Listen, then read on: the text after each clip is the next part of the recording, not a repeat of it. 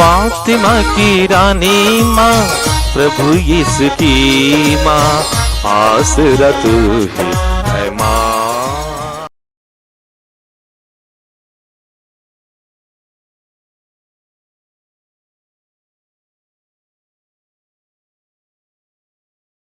पहला पाठ नबी दानियल का ग्रंथ, अध्याय 9, पद संख्याएं 4 से 10 तक।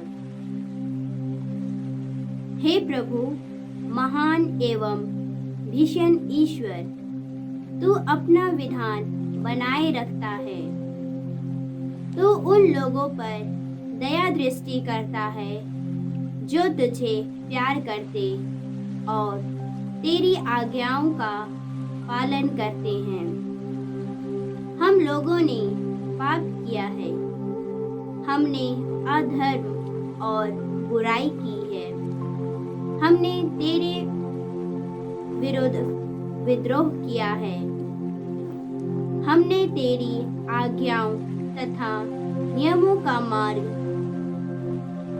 त्याग दिया है। नबी, तेरे सेवक हमारे राजाओं, नेताओं, पुरखों और समस्त देश के लोगों को उपदेश देते थे। हमने उनकी शिक्षा पर ध्यान नहीं दिया है।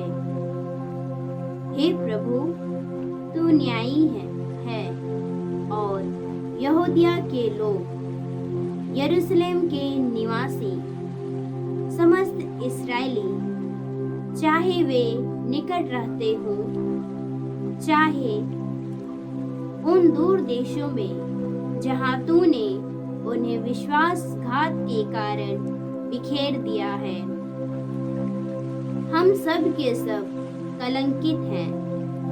हे प्रभु, हम सब कलंकित हैं। हमारे राजा, हमारे शासक और हमारे पुरखे, क्योंकि हमने तेरे विरुद्ध पाप किया है। हमारा प्रभु ईश्वर हम पर दया दृष्टि करे और हमें क्षमा प्रदान करे, क्योंकि हमने उसके विरुद्ध विद्रोह किया और अपने प्रभु ईश्वर की वाणी अनसुनी कर दी है। उसने अपने सेवकों, अपने नबियों द्वारा जो नियम हमारे सामने रखे थे, हमने उनका पालन नहीं किया। प्रभु की वाणी। ईश्वर को धन्यवाद। भजन अनुवाक्य।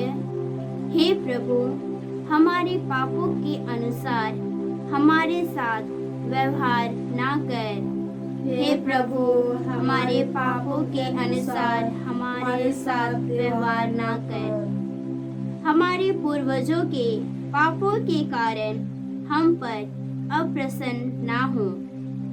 शीघ्र ही हम पर दया कर, क्योंकि हम घोर संकट में पड़े हैं। अनुवाक्य।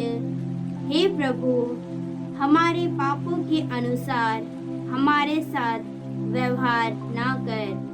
हे प्रभु, हमारे पापों के कारण, हे प्रभु, हमारे पापों के अनुसार हमारे साथ व्यवहार ना कर। हे ईश्वर, हमारे मुक्तिदाता, अपने नाम की महिमा के हेतु हमारी सहायता कर। हे प्रभु, अपने नाम के हेतु हमारे पाप क्षमा कर। अनुवाक्य। हे प्रभु, हमारे पापों के अनुसार हमारे साथ व्यवहार ना कर। हे प्रभु, हमारे पापों के अनुसार हमारे साथ व्यवहार ना कर। बंदियों की राह तेरे पास पहुँचे, अपने भुजबल द्वारा मरने वालों को बचा। अनुवाक्य। हे प्रभु, हमारे पापों के अनुसार हमारे साथ व्यवहार ना कर। हे प्रभु, हमारे पापों के अनुसार हमारे साथ व्यवहार ना कर। हम तेरी प्रजा हैं, अगाग की भेड़ें। हम सदा तुझे धन्यवाद देते रहेंगे और युग युगों तक तेरी स्तुति करेंगे। अनुवाक्य: हे प्रभु, हमारे पापों के अनुसार हमारे साथ व्यवहार ना कर। हे प्रभु, हमारे पापों के अनुसार हमारे साथ व्यवहार ना कर। जय घोष। हे प्रभु, तेरी शिक्षा आत्मा और जीवन है। तेरे शब्दों में अनंत जीवन का संदेश है। प्रभु आप लोगों के साथ हो और आपकी आत्मा के साथ। संत लूकस के अनुसार प्रभु यीशु ख्रिस्त का पवित्र सुसमाचार। हे प्रभु तेरी महिमा हो।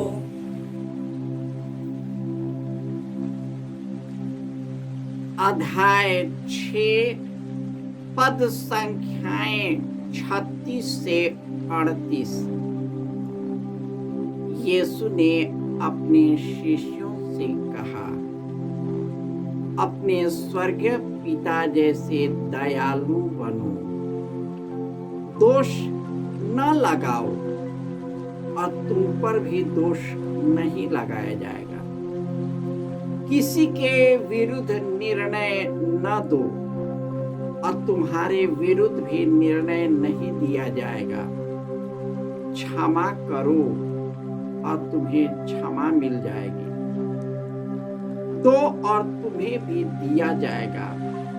दबा दबा कर, हिला हिला कर, भरी हुई, ऊपर उठी हुई पूरी की पूरी नाप तुम्हारे गोद में डाली जाएंगी, क्योंकि जिस नाप से तुम नापते हो उसी से तुम्हारे लिए भी नापा जाएगा।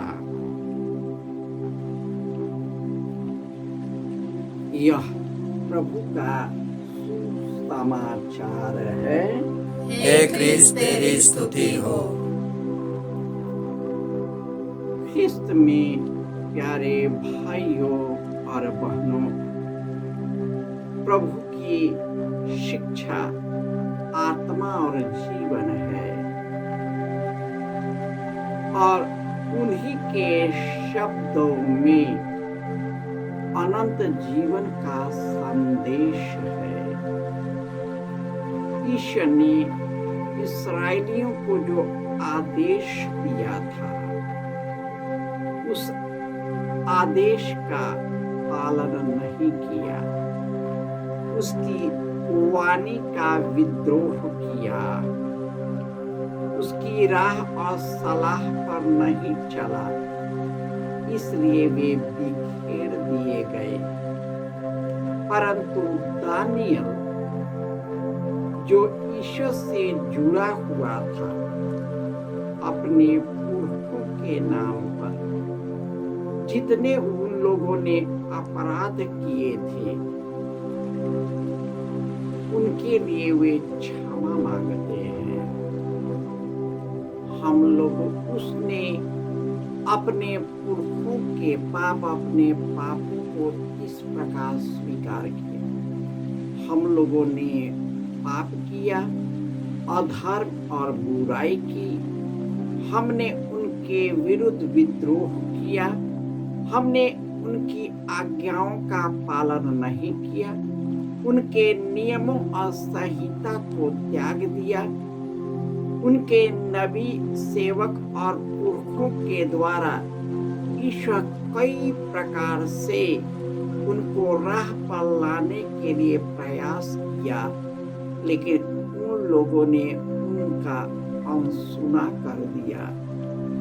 इसलिए ईश्वर ने हमें बिखेर दिया, क्योंकि हमने उसके विरुद्ध विश्वासघात किया है, उनके विरुद्ध पाप किया है, उनको हम लोगों ने त्याग दिया, कुकर्म और पापों में फंस गए।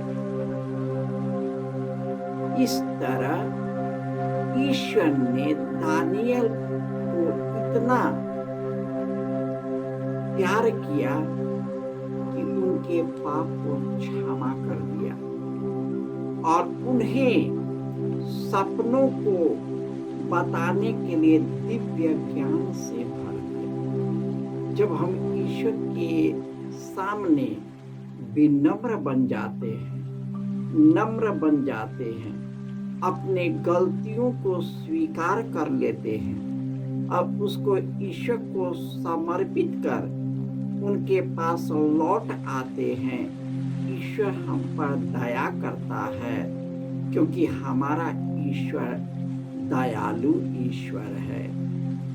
इसलिए वे कहते हैं, अपने स्वर्गीय पिता के जैसे दयालु बनो, दोष न लगाओ और तुम पर भी दोष नहीं लगाया जाएगा। दयालु बनो, किसी के विरुद्ध निर्णय मत लो और तुम्हारे विरुद्ध भी निर्णय नहीं लिया जाएगा। क्षमा करो और तुम्हें क्षमा मिल जाएगा। दान दो और तुम्हें भी दान दिया जाएगा। पूरी खुशी और आत्मा से करो। आज की दुनिया में लोग अपने आप में चिपका रहे हैं, अपने ही फैमिली तक सीमित है, अपने बच्चे तक सीमित है और इसके लिए कुछ भी कुकर्म करने को तैयार है। बुराई की कमाई बुराई में नष्ट हो जाता है। जो भी हम कमाते हैं, हम बुराई के मार्ग पर चलते हैं तो हमें हमारी जिंदगी बुराई की ओर ले जाती है और हम जब बुरे होते हैं उसी बुराई में सबों को आंकते हैं। और यह 40 का समय है अपने आप को देखने के लिए, अपने आप को जांच करने के लिए, दूसरों की पाप को न देखना लेकिन अपने आप को देखना, अपने आप को बदलना। जब हम बदल जाते हैं तो हमारे लिए चीजें भी बदलने लगती है। आइए हम पूर्ण रूपेण दया और करुणा दिखाते हुए हम पश्चातापी हृदय से ईश्वर के पास आते हैं, विनम्र भाव से आते हैं, ताकि ईश्वर हम सबों पर दया करे, हमारे मन, तन और आत्मा को शुद्ध करे, जिससे हम अपने आप से ऊपर होकर एक दूसरे के लिए अपना जीवन अर्पित कर सके। जय यीशु।